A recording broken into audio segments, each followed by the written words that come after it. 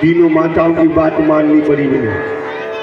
उन्हें ऐश्वर्या चोटी फैलाई दो, फंस गए चक्कर में भोलेनाथ, मैं भगवान नारायण और ब्रह्मा जी।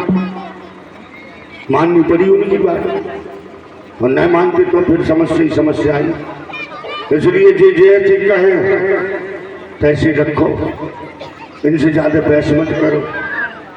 ये सब बात में आगाही समझो, आगे चलती बिगड़ जाए तो फिर बने ना। जैसी माता अनुसुईया के द्वार पर आवाज लगाई, माता एग्जाम दे। माता अनुसुईया तीनों बाबा बड़ी बड़ी दाढ़ी वाले और द्वार पर थे, भिक्षा लेकर के आए। ले बाबा, बोले बाबा। वो भगवान कहने लगे, नहीं भैया मुझे ये भिक्षा नहीं चाहिए। बोले फिर? मुझे मुझे भिक्षा चाहिए, मतलब मुझे तुम्हारा दुग्ध पान करना है। भाई दूध, तुम्हारा दूध पान करना। एक बार तो मुझे चक्कर में पड़ गई, ये क्या कर?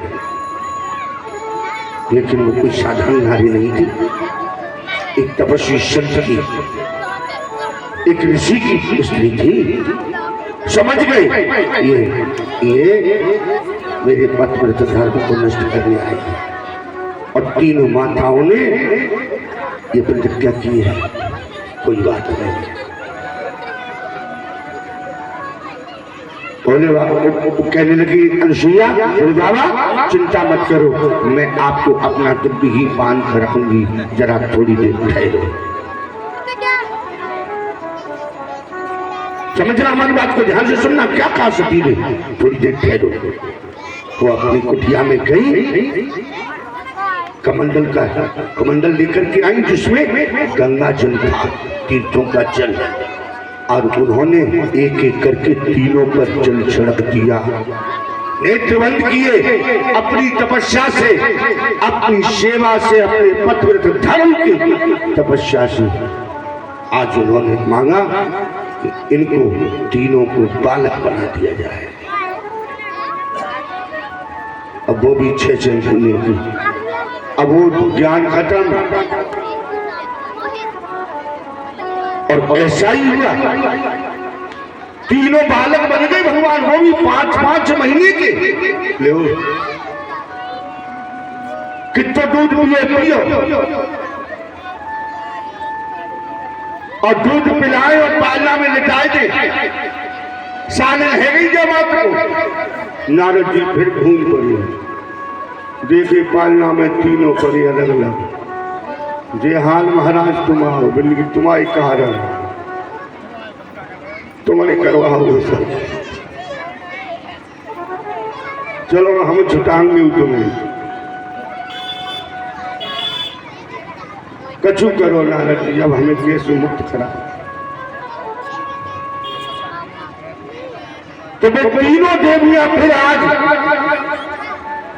यही अत्रि मुनि अनुसुईया के द्वार पर आई, और उन्होंने खूब उनकी सेवा की, माता की, और उन्हें अपने से भी बड़ा होने का वरदान दिया। तब प्रसन्न होकर अनुसुईया ने उनसे कहा, मांगो क्या चाहती हो?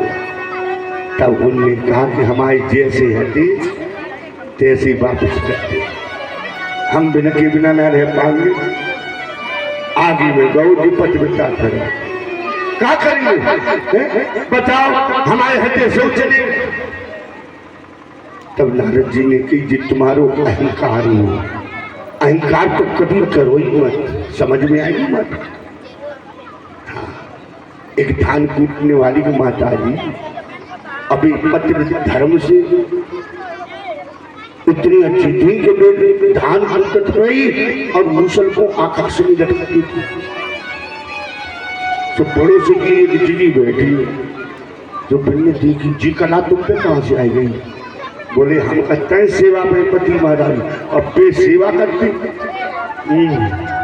दिन भर में 2-4 दफे तो अब पति से खूब उल्टी सीधी कहते इतना ही से, कभी कभी तो मारे भी तौर पड़ते बेचारे इतने डरबे गए ठीक है से भोजन न करें, सब सूख के पाक ऐसे है आंखें बैठ गई गले अंदर को घुस गए। लेकिन पतिव्रत सेवा से जीत तो इतनी बड़ी शक्ति। बोले हाँ तो चाहे ऐसा हम कर सकते हो, हाँ क्यों ना। अच्छा तो हम प्रैक्टिकल करेंगे, कर लो जाओ। आज से मैंने तैयारी करी। सबसे पहले तो आएंगे महीने के जो आदमी के कपड़ा है ना जिसमें बदबू मारती बिल्कुल बुरी बास, सब पीछे गाँव की भाषा में पीछे को धोई जाए, अब धोई के सिखाए लापरे से करते संज्ञा को आए हर चला के खेत से द्वारे पे हर रख दियो, बैल बांध दे, झट से गई सो हाथ से बैल ले तुम हर रख के ला, हम बैल बांध दे। सेवा करने लगे, बैठ गए द्वारे, एक गलुआ में लाइन चलो लोटा में तो बोले कि पाए धोए, अरे चिका करती, अरे रुक सेवा है रही है सेवा बड़ा चक्कर में पड़ गया।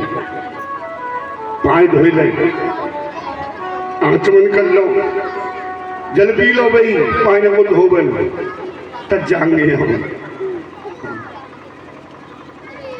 संज्ञा मेरी भोजन की मेरा भाई, आहा बढ़िया बढ़िया उन्हें नरम नरम फलकियां बनाई, बुद्ध की दाल बनाई, वह मैंने घी डाल दो, घी थरिया लगाए के लेके गई, बढ़िया अच्छे अच्छे अचार रख ले सामने थाली रखी, ले जय ले हाथ धो पाए, ले हाथ धो, सामने थाली रखी, खाद कहना हमका हमें का देखता और सुनो खावे के बाद आधी रोटी जामे छोड़ दियो, तुम्हारा झूठन खाई देंगे हमने, हम उत्तर ले जाएगी और तार आ जाएगी। बेचारी दिन में बैठ गई, 10-5 दिन खूब सेवा करी, बिल्कुल कपड़ा बढ़िया बढ़िया नील लगे बैठे लोपाल पहनो, खूब सेवा हो।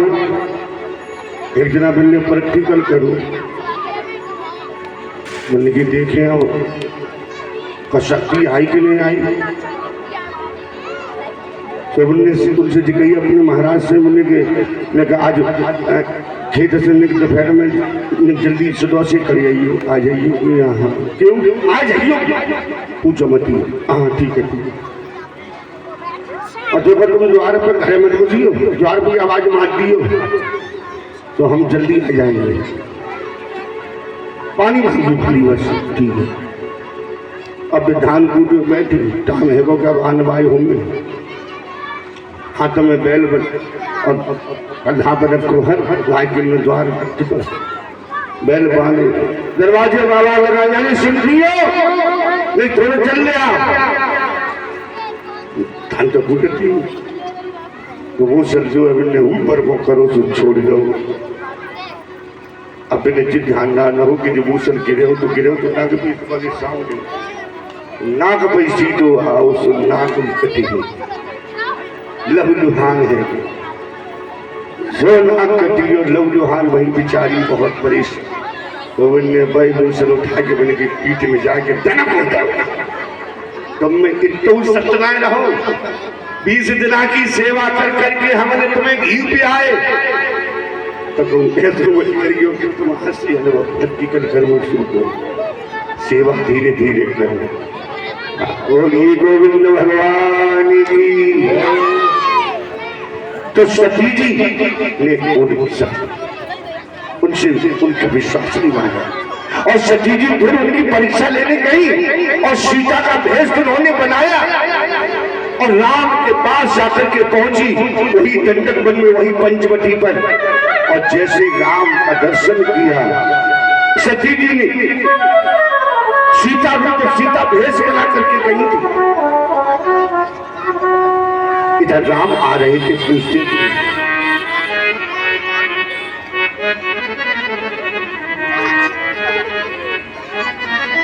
पूछ रहे थे राम सभी से,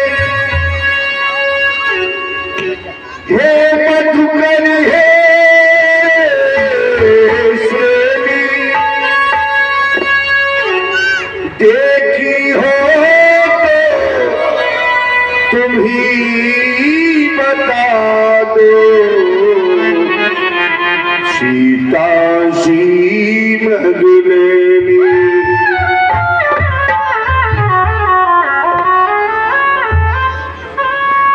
उसी रास्ते पे बन सीता बैठ गई जग जननी, लखन लाल की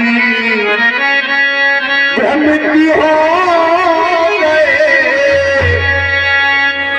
सूरत देख सलोनी। क्यों?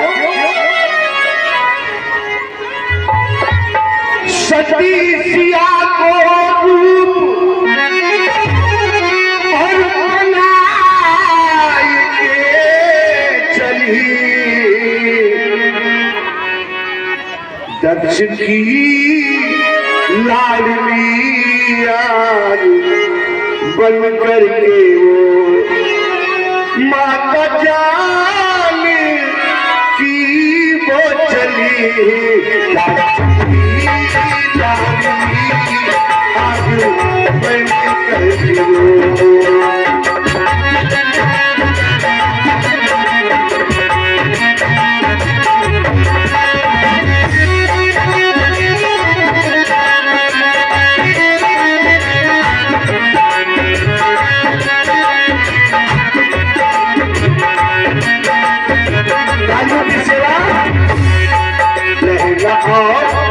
चुनरिया पहले पानी की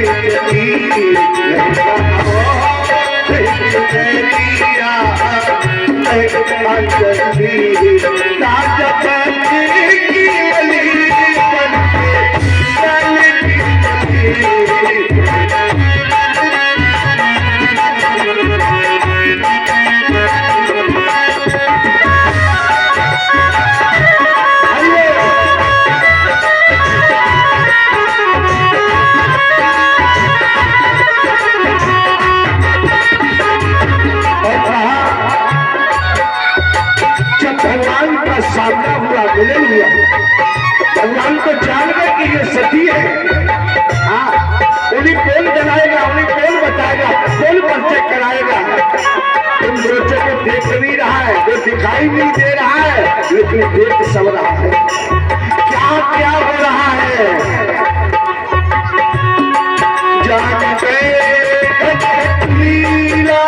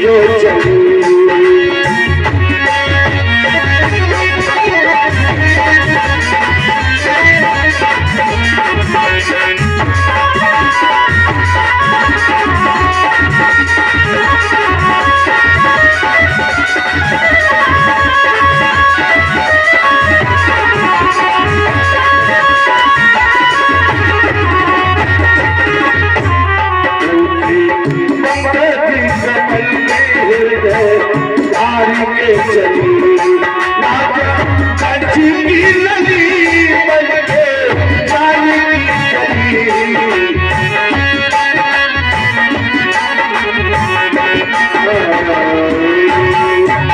और जैसे ही आज सती माता को मेरे प्रभु राम ने देखा, एकदम से देखते ही पहचान लिया। सती जी से कहा, मैया तुम इस वन में, इस निर्जन वन में अकेली कैसे यहाँ तक रही हो और उनको कहाँ छोड़ के आई हो? कौन? कैलाशपति भोलेनाथ के। जो इतनी बात कही सती जी शर्मा गई, बेचारी बड़ी चक्कर पड़ी। जिनने तो हाल पहचान लो, देर भी नहीं लगी। अरे इनको देर क्या लगेगी? देर तो तुझ में लगेगी, उनको देर नहीं लगती है, हैं? मन में कपट भरा है और मुख से हरी हरी बोल रहा है, तो हरी कहने का कोई तात्पर्य नहीं है क्या? माला जप रहा है, अंदर कपट की छुरी चल रही है, भजन कर रहा है, पड़ोसी को बुरो है जाए, तेरो भजन करने देखा है? भगवान घट-घट की जानते हैं। और सती जी को आज निराशा मिली। अब फिर भोलेनाथ की बात आई, फिर वहां से सती जी चली। उन्होंने अपनी पूरी लीला दिखा दी सती जी ने। एक नहीं कई सीता बनी, लेकिन राम ने उनकी मर्यादा को, राम की मर्यादा को तोड़ नहीं पाया। और जब राम ने अपना स्वरूप दिखाया, हजारों ब्रह्मा शंकर विष्णु सती, जब ये दृश्य देखा,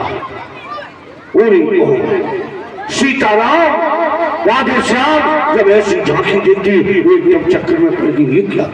कहीं वे अपने भी पति को न भूल जाए। दौड़ करके पहुंची, भोलेनाथ के पास बैठ गई जाकर के चुपके से। और सती जी को जैसे भोलेनाथ ने देखा, जान तो सब कर गई। सती जी से भगवान भोलेनाथ ने पूछा, सती जी हाँ परीक्षा लेने गई तो क्या हुआ परीक्षा में? हाँ।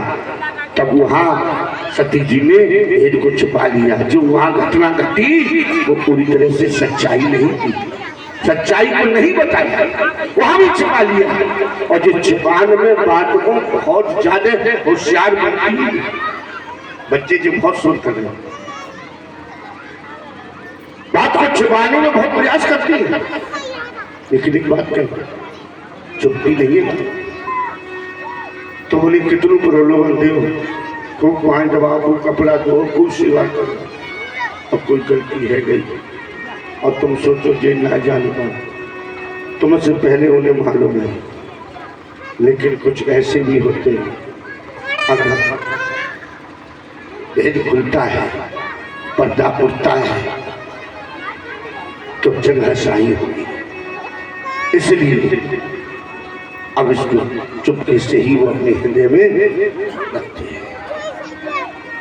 उस अपमान को भगवान शिव ने जैसे जहर को दिया था, भले लोग सज्जन लोग होते ना, वहीं को वहीं उस बात को अपने हृदय में रख लेते, किसी से कहते भी नहीं। कहते हैं तो लाज आती है, क्यों? मेरी पत्नी, गलतियां हो जाती है, ये गलतियों का पुतला है मनुष्य, इससे गलती नहीं होती है, लेकिन गलती का प्रायश्चित कर ले। मान ले कि हाँ मैंने गलती की है, हाथ जोड़ करके प्रभु हाँ मुझसे उठा दूंगा, तो निश्चित है। अब सती जी अपनी गलती को भी नहीं कह पा रही है, और उन्हें ये भी पता है कि ये सब जान गए, इनको मालूम नहीं पड़ गया, लेकिन भेद खोलना एक दूसरे को अब उचित नहीं लग रहा। क्यों? घर बिगड़ रहा है। कैसी है तो घर में, घर है जे है तो घर है, और जे ना है तो घर ना है, फिर भी घर है। चाहे जैसी है तो कैसी सही, लड़ाकू सही, कैसी भाई में फैसला मान लो भगवान की तरफ, ठीक है। रोगी है बेचारी, बीमार रहती, हम तो आपको बता, हमारी पंडितानी बेचारी सदैव बीमार रहती, और रहने जीवन यापन कर जैसा हमें भगवान ने, हमारा प्रारब्ध है, भोग है, हमें भोगना पड़ेगा। जैसा हमने किया है पिछले जन्म में, हमने कुछ उनके साथ अहित किया, आज भी से बदला ले ली, तो ये हमारा दायित्व, हमें उसे स्वीकार करना चाहिए। जिस स्थिति में जैसे भी रखे, भगवान की कृपा का प्रसाद समझ करके उसे स्वीकार करके बस सहन करने से। देवियों, तुम देवी हो, तुम अनुसुईया हो, तुम सीता हो, तुम सावित्री हो, तुम पार्वती हो, तुम सब कुछ हो। घर की एक लक्ष्मी हो। घर की कभी व्यवस्था को बिगाड़ो, घर की बात को कभी पड़ोस में भी किसी से मत करो, घर में कभी आपस में लड़ाई झगड़े मत करो, कभी जिद मत ठानो कि हमें